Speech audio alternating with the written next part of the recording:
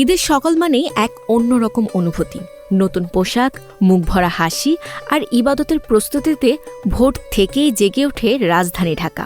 আগামীকাল শনিবার উদযাপিত হবে পবিত্র ঈদুল ফিতর। এ উপলক্ষে রাজধানীর ঈদগাহ ও মসজিদগুলোতে সম্পন্ন হয়েছে সব প্রস্তুতি। প্রতি বছরের মতো এবারও হাইকোর্ট প্রাঙ্গণের জাতীয় ঈদগাহে অনুষ্ঠিত হবে দেশের প্রধান ঈদ জামাত সকাল 8:30টায়। এতে অংশ নেবেন রাষ্ট্রপতি, প্রধানমন্ত্রী সহ বিভিন্ন শ্রেণী পেশার মানুষ। জাতীয় মসজিদে বাইতুল মোকাররমে পর্যায়ক্রমে অনুষ্ঠিত হবে 5টি জামাত।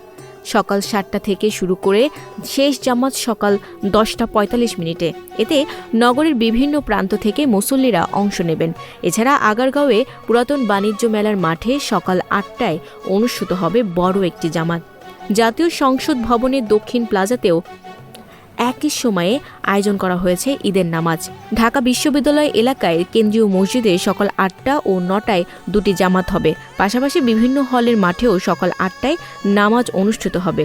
পুরান ঢাকায় লক্ষ্মীবাজার, গ্যান্ডারিয়া, ধূপখোলা মাঠসহ বিভিন্ন এলাকায় সকাল 7টা থেকে 7:30টার মধ্যে জামাত শুরু হবে।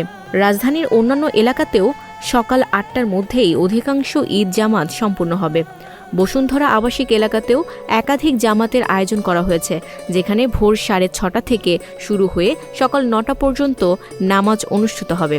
ঈদকে কেন্দ্র করে নেওয়া হয়েছে কঠোর নিরাপত্তা ব্যবস্থা। পাশাপাশি অনেক স্থানে নারীদের জন্য রাখা হয়েছে পৃথক নামাজের ব্যবস্থা। Desk report, news flash 71।